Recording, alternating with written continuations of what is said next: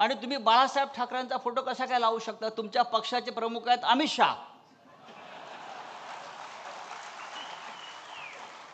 तुमच्या पक्षाचे प्रमुख अमित शहा आहेत, तुम्ही अमित शहांचा फोटो लावा. वाटल्यास नरेंद्र मोदींचा लावा, आमची काही हरकत नाही. तुम्ही बाळासाहेब ठाकरेंचा फोटो 2 वर्षापूर्वी शिवसेनेची तुमच्या काय गटाची स्थापना झाली आहे. माननीय बाळासाहेब ठाकरेंनी तेव्हा सांगितलं होतं, या देशामध्ये फक्त 2च सेना राहतील, एक भारतीय सेना आणि दुसरी शिवसेना. बाकी सगळ्या गुंडांच्या टोळ्या.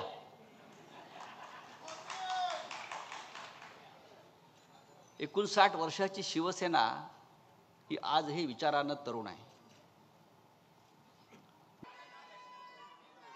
हिंदू हृदय सम्राट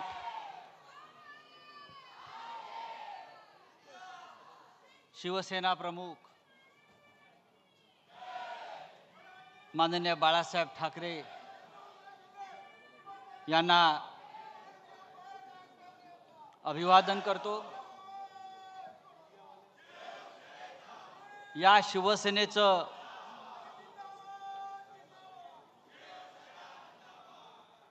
रोपटं नव्हे, त्यांनी झाडच लावलं होतं.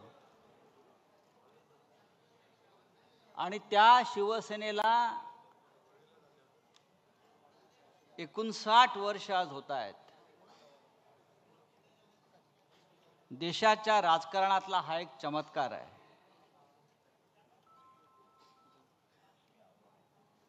सन्माननीय शिवसेना पक्षप्रमुख उद्धवजी ठाकरे, युवासेना प्रमुख आदित्यजी ठाकरे,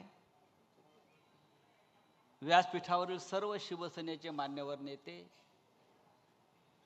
आणि या सभागृहात उपस्थित असलेले महाराष्ट्राच्या कानाकोपऱ्यातून आलेले सर्व शिवसेनेचे जिल्हा प्रमुख, संपर्क प्रमुख, तालुका प्रमुख, शाखा प्रमुख.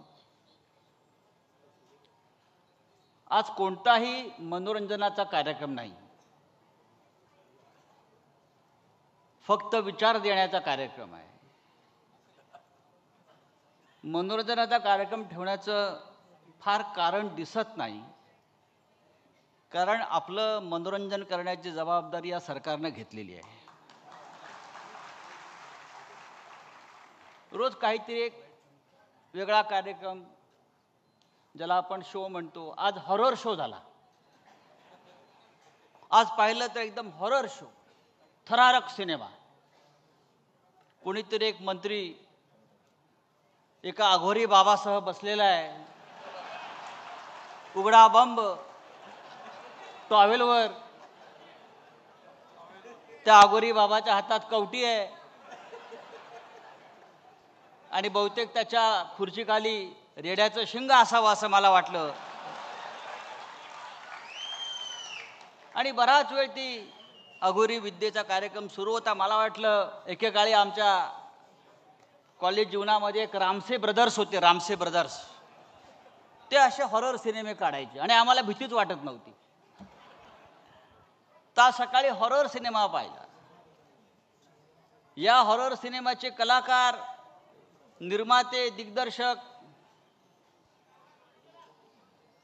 त्यांचा सुद्धा आज एक कार्यक्रम कुठेतरी सुरू आहे, हॉरर कार्यक्रम डोममध्ये.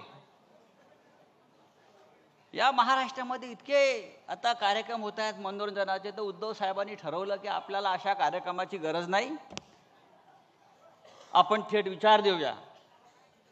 एकूण 60 वर्षाच्या शिवसेनेला सातत्यानं जर कोणता कार्यक्रम बाळासाहेबांनी दिला असेल तर तो या राज्याला आणि देशाला विचार देण्याचा.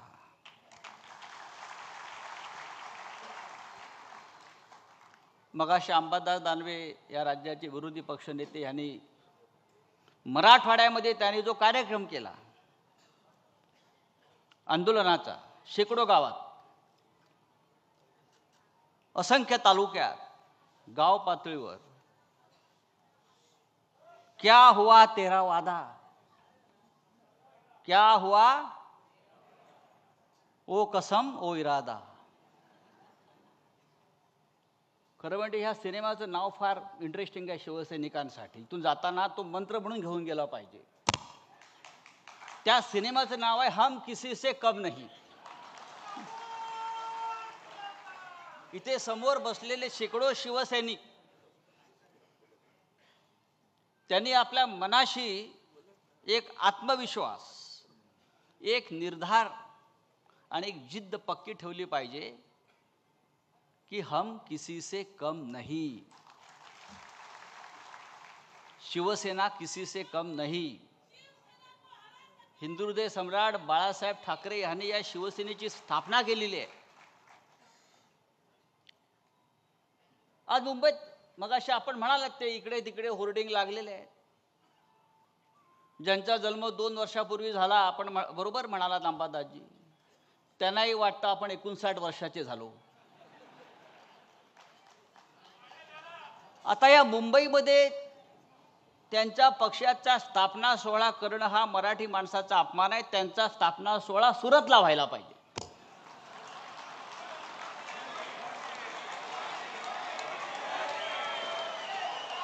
मुंबईत शिवसेनेची स्थापना झाली शिवतीर्थावर बाळासाहेब ठाकरेंनी, उद्धवसाहेब ठाकरेंनी.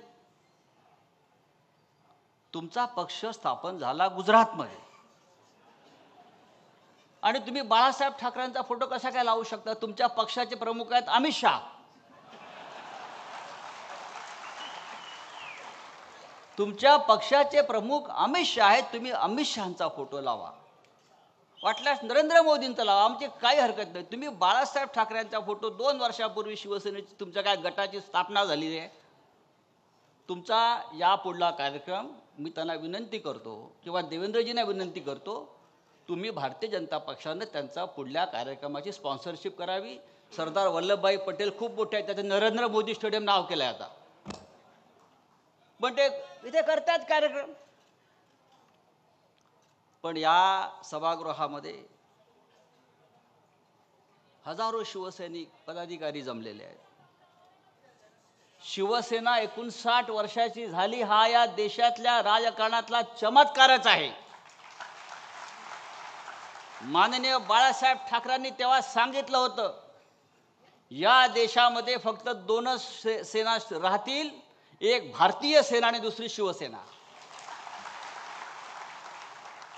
बाकी सगळ्या गुंडांच्या टोळ्या.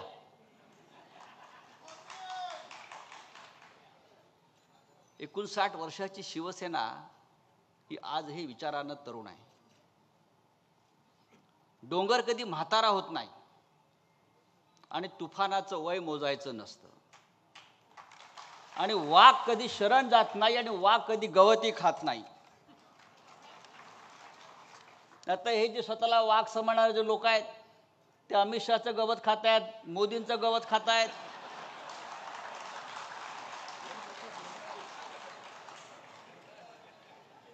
आम्ही असे नाही. मी जेव्हा म्हणतो की शिवसेना या देशाच्या राजकारणातला सगळ्यात जुना पक्ष आहे, सगळ्यात जुना पक्ष कोणता असेल अनुभवी, तर हा रावते साहेब आपला बाळासाहेब ठाकरेंनी स्थापन केलेली शिवसेना.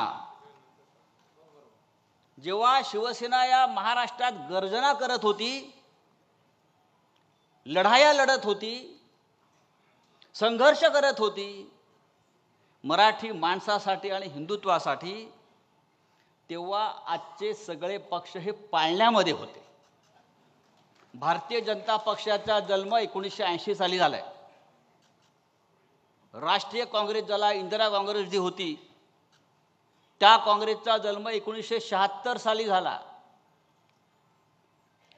पवार साहेबांचा राष्ट्रवादी काँग्रेस 1999 साली जन्माला आली.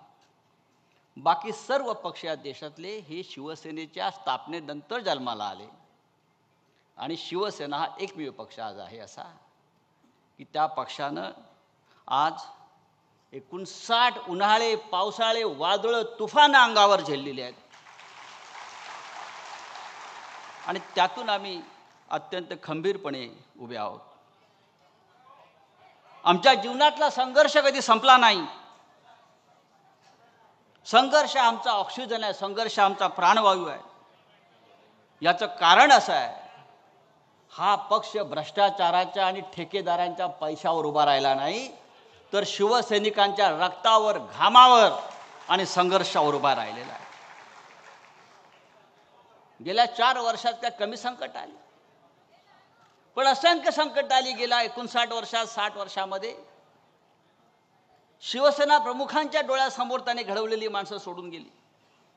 माननीय उद्धव साहेबांनी ज्याला मोठी मोठी पदं दिली ते सोडून गेले. माननीय बाळासाहेब असतील, माननीय उद्धवजी असतील. मी नेहमी सांगतो, आपण माकडांची माणसं केली. ठाकरेंनी माणसांची माकडं केली. त्या माणसांना माकडांची माणसं केली. त्या माणसांना सरदार सुद्धा आपणच बनवलं आणि त्या सरदाराने आमच्या पाठीमध्ये घाव घातलेले आहे. हे आम्ही सातत्याने पाहतो. आणि इतक्या हल्ल्यानंतर सुद्धा ही शिवसेना कधी झुकली नाही, वाकली नाही, कुणाच्या चरणाशी बसली नाही. नाहीतर या भूतलावरती असे अनेक नेते 56 इंच छातीवाले, एक ट्रम्पचा फोन येतो आणि सरेंडर होतात. आमच्यावर सुद्धा, माननीय उद्धव साहेबांवर सुद्धा, आमच्या नेत्यांवर सुद्धा असे अनेक फोन, असे अनेक दबाव आमच्याकडे आले, पण आम्ही झुकलो नाही. सरेंडर होने का काम नरेंद्र और देवेंद्र का है, हमारा नहीं. हम लढने वाले लोग हैं. या देशात काय चाललंय? भारतासारख्या महान देशात जो काश्मीर आपला एक महत्वाचा आमचं अंग आहे देशाचं, महाराष्ट्रासह देशातले असंख्य पर्यटक जातात पहलगावमध्ये. तिथे 4 अज्ञात लोक शस्त्र घेऊन येतात, बंदुका घेऊन येतात, धर्म विचारतात आणि धर्म विचारून आमच्या 26 माय भगिनींचं माथ्यावरचं कुंकू पुसतात, सिंदूर उजाड करतात. अख्ख्या देशामध्ये हलकल्लोळ माजतो, हाहाकार माजतो, आक्रोश होतो. पण त्या पहलगावच्या हल्ल्याला 2 महिने होऊन गेले तरी त्या 4 अतिरेक्यांचा शोध हे 56 इंचाचं सरकार घेऊ शकलं नाही. कुठे गेले ते 4 अतिरेकी? कुठे गेले ते 4 दहशतवादी? तुम्ही पाकिस्तानवरती बॉम्ब टाकलात, मिसाईल टाकलं, सगळं केलं, दाखवलं, मग माघार घेतली. पण मुख्य प्रश्न कायम आहे. ते 4 अतिरेकी ज्यांनी आमच्या माय भगिनींचं कुंकू पुसलं, ते जमिनीत गडप झाले, हवेत अदृश्य झाले, आकाशात गेले, पाताळात गेले. गेले कुठे याचा शोध या देशाच्या गृहमंत्र्यांना अजून घेता आला नाही. आणि तुम्ही आम्हाला शौर्याच्या आणि राष्ट्रभक्तीच्या गोष्टी सांगता. कशा करता? उद्धव साहेबांचं मला अभिनंदन करायचं आहे. ऑपरेशन सिंदूर सुरू झालं, देशावर हल्ला झाला. उद्धवजींनी सगळ्यांना आम्हाला सांगितलं, खासदारांना सांगितलं, नेत्यांना सांगितलं, हा देशावरचा हल्ला आहे, हे देशावरचं संकट आहे. आपल्यातले सगळे मतभेद विसरून सरकार जी कारवाई करते आहे, जी कृती करते आहे, आपण त्यांच्या मागे ठामपणे उभं राहायला पाहिजे. हीच आपली राष्ट्रभक्ती आहे. आणि आम्ही सगळे त्या पद्धतीनं काम करायला लागलो. पण राजकारण कोणी सुरू केलं या हल्ल्याचं? तर भारतीय जनता पक्षानं सुरू केलं. ऑपरेशन सिंदूरच्या नावाखाली आज मतं मागितली जात आहेत.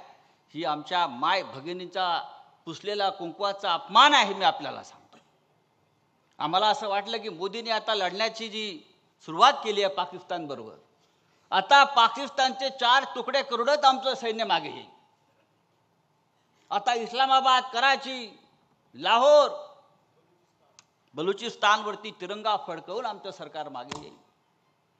पाकिस्तानातील सगळे दहशतवादी अड्डे उद्ध्वस्त करून आमचं सरकार, आमचं सैन्य मागे येईल, शांत राहील. पण काय दुर्दैव या देशाचं.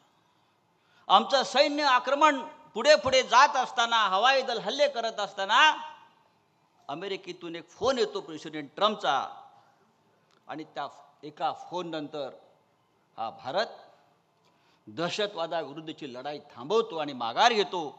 आणि ही माघार का घेतली हे नरेंद्र मोदी आजही आम्हाला सांगू शकलेले नाही. आणि आज तेच प्रेसिडेंट ट्रम्प पाकिस्तानच्या लष्कर प्रमुखाला त्याच्या व्हाईट हाऊसमध्ये जेवायला बोलवतात, डिनरला बोलवतात आणि बोलतात आय लव्ह पाकिस्तान. हे नरेंद्र मोदींचे मित्र. आणि आम्हाला राष्ट्रभक्ती शिकवताय, आम्हाला हिंदुत्व शिकवताय. आमच्या हिंदुत्वावरती तुम्ही प्रश्नचिन्ह उभा करता, आमच्या राष्ट्रभक्तीवरती प्रश्नचिन्ह निर्माण करता. या देशामध्ये डी कंपनीचं राज्य सुरू आहे. डी कंपनीचं राज्य सुरू आहे. दिल्लीमध्ये डी म्हणजे डरपोक आणि महाराष्ट्रातलं डी म्हणजे डायरेक्ट डी, ज्याला तुम्ही डी डी म्हणता. या डी कंपनीचे, या मुंबईतले, महाराष्ट्रातले अंडरवर्ल्डचे सगळे लोक भारतीय जनता पक्षानं आपल्या सरकारमध्ये घेतले आहेत. त्याच्यामुळे हे सरकार डी कंपनी चालवते आहे. आणि मला असं वाटतं प्रत्येक शिवसैनिकानं मतदारांपर्यंत, लोकांपर्यंत हा अत्यंत महत्त्वाचा विषय जो आहे हा आपण घेऊन गेला पाहिजे. शिवसैनिक कधी खचणारा नाही. बाळासाहेब ठाकरेंनी जी आम्हाला प्रेरणा आणि ऊर्जा दिलेली आहे ती अशी कच खाणारी नाही आहे. आम्ही लढणारे लोक आहोत आणि आम्ही लढत राहू. आमचा नेता सन्माननीय उद्धव ठाकरे हा सुद्धा रणमैदानात उभा राहून सगळी आव्हानं झेलत आमच्याबरोबर लढतो हे लक्षात घ्या. जाता जाता मी इतकंच सांगेन, उद्धव साहेब, हे चित्र आपण पाहिलं असेल, हा उत्साह आपण पाहिला असेल. महाराष्ट्रात शिवसेनेचे नेते जिथे जिथे जात आहेत त्या प्रत्येक ठिकाणी शेतकरी, कष्टकरी, कार्यकर्ते हे जमा होत आहेत. कालच्या विधानसभेच्या निकालावर त्यांचा आजही विश्वास नाही आहे, पण तरीही ते लढण्यासाठी उभे आहेत. आपलं नेतृत्व त्यांना हवं आहे आणि संघर्ष करण्याची त्यांची तयारी आहे. शिवसेनेचा पुढला विजयाचा मंत्र कोणता असेल तर लक्षात घ्या, संघर्ष हाच आमच्या विजयाचा मंत्र आहे आणि आम्ही संघर्ष करण्यासाठी तयार केला पाहिजे.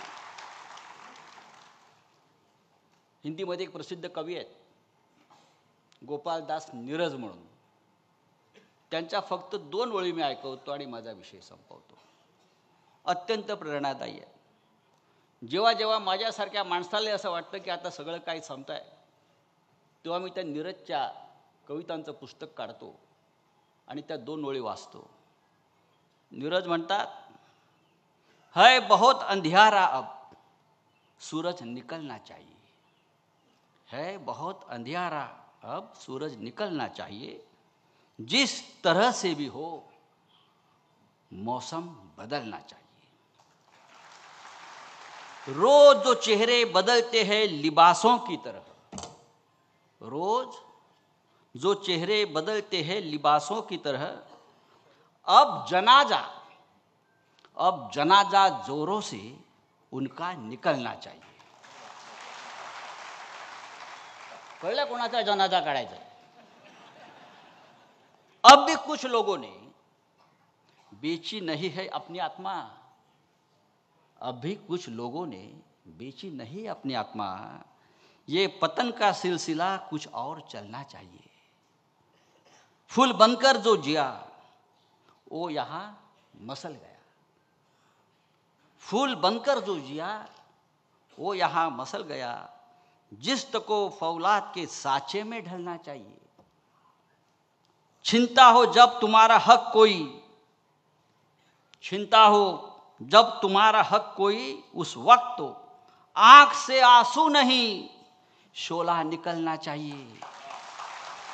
ही शिवसैनिकांसाठी प्रेरणा आहे.